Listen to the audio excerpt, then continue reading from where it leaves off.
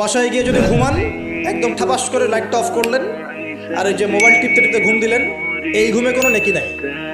কি আছে? কোনো নেকি নাই, কিন্তু খালি রেস্ট নেওয়া হবে। রেস্ট নেওয়া, ওই ঘুমের মধ্যে শয়তান এসে চেপে ধরবে, ধরে না চেপে ধরবে। আর যদি বিছানটা সুন্দর করে ঝাড়েন, বিসমিল্লাহ বলে লাইটটা অফ করেন, দরজাটা বিসমিল্লাহ বলে বন্ধ করেন, এই যে আপনার খোলা যে পাত্রগুলো আছে, পানি খাওয়ার পাত্র, জগ, গ্লাস, এগুলোকে বিসমিল্লাহ বলে ঢেকে দেন। ঢাকার কিচ্ছু না পেলে একটা কাঠি অন্তত বিসমিল্লাহ বলে রেখে দিতে হয়। একটা কাঠি অন্তত বিসমিল্লাহ বলে রেখে দিতে হয়। তারপরে আপনি মশারি খাটাচ্ছেন, বিছানা ঝাড়ু দিচ্ছেন, পারলে একটু উযু করে আসলেন, এসে পড়লেন একবার সূরা ইখলাস, একবার ফালাক, একবার নাস, কুল হুয়াল্লাহু আহাদ, কুল আউযু বিরাব্বিল ফালাক, কুল আউযু বিরাব্বিন নাস পড়ে ফু দিয়ে এভাবে মাথাটাকে মাসাজ করলেন একদম গায়ের নিচ পর্যন্ত। এই কাজটা আরো একবার করলেন, আরো একবার, মানে 3 বার করলেন। এরপর আয়াতুল কুরসি পড়লেন, সূরা বাকারার শেষের 2টা বা 3টা আয়াত পড়লেন, যদি সম্ভব হয় সূরা মুলকটা পড়লেন। ওটা পাচ্ছেন না, ঠিক আছে, 33 বার সুবহানাল্লাহ, 33 বার আলহামদুলিল্লাহ, 34 বার আল্লাহু আকবার পড়লেন। পরে ডান দিকে কাত হলেন, হাতটাকে গালের নিচে রাখলেন, রেখে বললেন আল্লাহুম্মা বিইসমিকা আমুতু ওয়া আহইয়া। কি বললেন? আল্লাহুম্মা বিইসমিকা আমুতু ওয়া আহইয়া। আচ্ছা, কিচ্ছু পারেন না, এত কিছুই পারলেন না, শুধু ডান দিকে কাত হয়ে এখানে গালের নিচে হাত রেখে বললেন আল্লাহুম্মা বিইসমিকা আমুতু ওয়া আহইয়া। এখন আপনি 4 ঘন্টা, 3.5 ঘন্টা, 5 ঘন্টা, 6 ঘন্টা ঘুমালেন। এই যে সময়টুকু ঘুমিয়ে আছেন, আপনি বিশ্বাস করেন এই ঘুমানোর কারণে আপনার আমলনামায় নেকি লেখা হবে। ঠিক এভাবে জীবনের প্রত্যেকটা কাজকে ইবাদতে পরিণত করা সম্ভব যদি আমরা একটা সূত্র মেনে চলি। সূত্র হচ্ছে 2টা। কয়টা?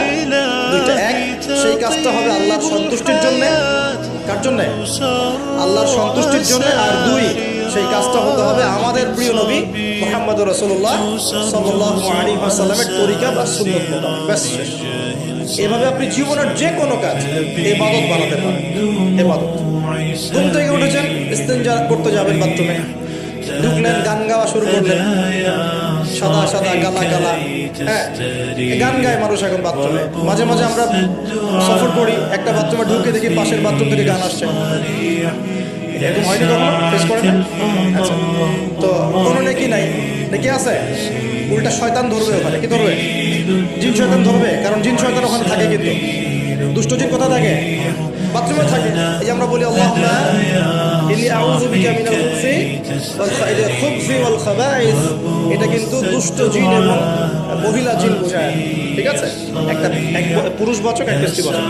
তো তার মানে জিনদের মধ্যে পুরুষ মহিলা আছে, জিনদের মধ্যে বংশবৃদ্ধি হয়। ঠিক আছে, ইবলিস সম্পর্কে সূরা কাহফে আল্লাহ বলেছেন কানা মিনাল জিন, সে ছিল জিনদের একজন। ফাসাকা আন আমরি রাব্বি, সে তার রবের আদেশ লঙ্ঘন করে ফাসাকি করেছে। ঠিক আছে, তো ওদের মধ্যে বংশবৃদ্ধি হয়। এখন বাথরুমে গিয়ে যদি এগুলো না করে বাম পা দিয়ে ঢোকেন, ঢোকার সময় বলেন বিসমিল্লাহ আল্লাহুম্মা ইন্নী আউযু বিকা মিনাল খুবসি ওয়াল খাবাইস, বসলেন এবং বাম পায়ে, যে পায়ে আমি ব্যথা বলছি, বাম পায়ে ভর দিয়ে বসতে হয়। কোন পায়ে?